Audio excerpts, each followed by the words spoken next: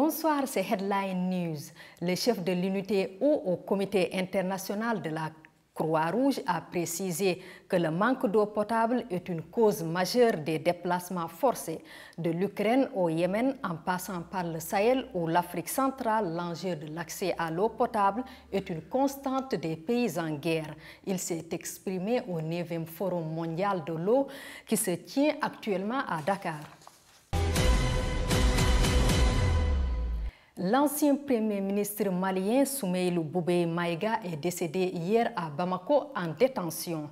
M. Soumeïlou Boubèye Maïga a été arrêté puis inculpé le 26 août 2021 par la chambre d'accusation de la Cour suprême du Mali. C'était dans le cadre de l'achat d'un avion présidentiel sous le magistère du président Ibrahim Boubacar Keïta. En Centrafrique, un dialogue républicain a été lancé pour la réconciliation nationale, mais les groupes rebelles n'ont pas été conviés et l'opposition de son côté a décidé de boycotter le dialogue. Les mercenaires russes déployés en Afrique selon de nouvelles enquêtes, ces soldats pourraient se diriger vers l'Ukraine pour participer à l'invasion lancée par la Russie. Récit de Blanchson. Alors que la Russie poursuit son invasion de l'Ukraine, certains observateurs préviennent que ses forces pourraient obtenir le soutien d'une source inattendue, des mercenaires russes opérant en Afrique. Depuis des années, le groupe Wagner, une organisation militaire privée étroitement liée au Kremlin, est présent dans plusieurs pays africains, dont la Libye, le Mozambique, le Soudan et la République centrafricaine. Le président russe Vladimir Poutine cherche des effectifs supplémentaires pour son invasion et selon les experts, il pourrait avoir recours à certains de ses combattants de l'extérieur. Ma lecture de cette situation, c'est que rappeler des mercenaires russes de la République centrafricaine et les diriger vers l'Ukraine, c'est une façon de dire « tu as l'expérience du camp de bataille, tu as été tellement bien formé, désormais tu seras utile en Ukraine ». Le journaliste Philippe Obadji indique qu'environ 500 mercenaires ont quitté la République centrafricaine pour participer à l'invasion de l'Ukraine. Le Daily Mail britannique a rapporté que certains de ces combattants faisaient partie d'un commando chargé d'assassiner des responsables ukrainiens, dont le président. Cette information n'a pas pu être confirmée. Et CNN rapporte que la Russie envisage de déployer 1000 mercenaires en Ukraine, selon un responsable américain anonyme. Pour Obadji, ces combattants d'Afrique représentent un atout précieux en raison de leur expérience. Ces personnes ont été très actives. Et attention, beaucoup de ceux qui sont venus de la République centrafricaine ont d'abord servi en Libye, d'autres ont été actifs en Syrie. Donc ce sont des gens qui ont été impliqués dans des combats réels dans la guerre. Le bilan de Wagner en Afrique comprend les accusations d'exécution extrajudiciaire, de viol et d'autres violations des droits de l'homme. Bien qu'ils ne soient pas naturellement adaptés à la guerre conventionnelle en Ukraine, ils peuvent être chargés de faire des choses que la Russie ne veut pas lier à leurs forces régulières, selon certains experts. Le groupe Wagner est une excellente solution pour une intervention étrangère à bon marché. Ce que la Russie fait actuellement en Ukraine n'est pas cela. Ce n'est pas une intervention à bon marché. Ainsi, à certains égards, ils ont moins d'utilité qu'ils ne l'auraient dans les pays africains. Cependant, ces soldats du groupe Wagner qui ont eu l'expérience de combattre avec des forces par procuration, des partenaires locaux, c'est exactement le genre de choses que nous attendons d'eux en Ukraine.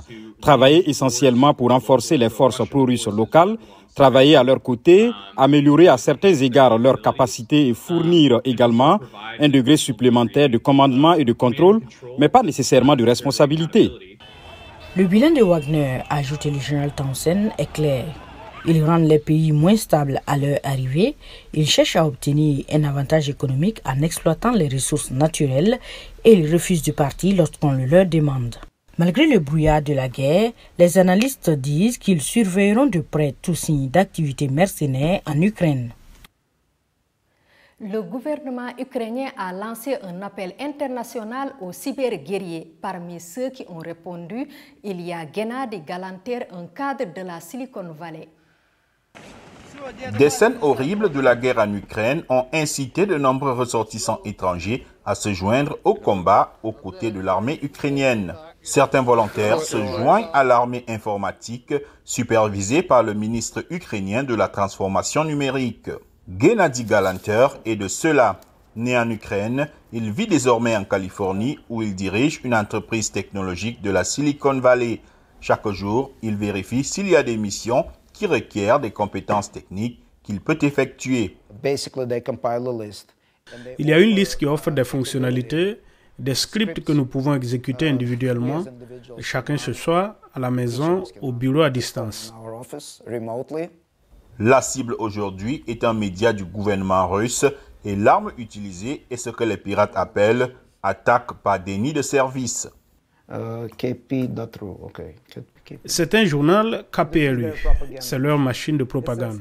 Il écrit « Il y a de plus en plus de preuves qu'à travers l'opération spéciale, la Russie a sauvé le monde. » Enveloppons-le. Voilà. Ça ne s'ouvre plus. Je pense que c'est déjà supprimé. Ces attaques sont temporaires, mais Galanter espère qu'elles attireront l'attention des citoyens russes. Galanter, 59 ans, affirme que les gens qu'il connaît en Russie n'ont accès qu'à la version du Kremlin de l'invasion.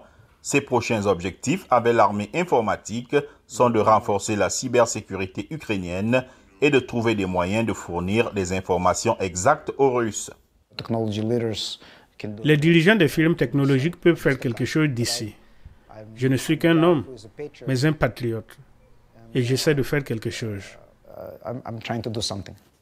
Attaque informatique coordonnée et piratage solitaire, l'invasion russe de l'Ukraine a déclenché une mobilisation sans précédent des hackers et cyberactivistes désireux d'aider l'une ou l'autre partie du conflit en menant des actions contre de nombreuses cibles, avec toutefois des effets encore difficiles à vérifier. Headline News, c'est fini. Merci de nous avoir suivis. Restez sur BNews International. L'info y est continue. La suite de nos programmes, c'est dans un instant. Bonsoir.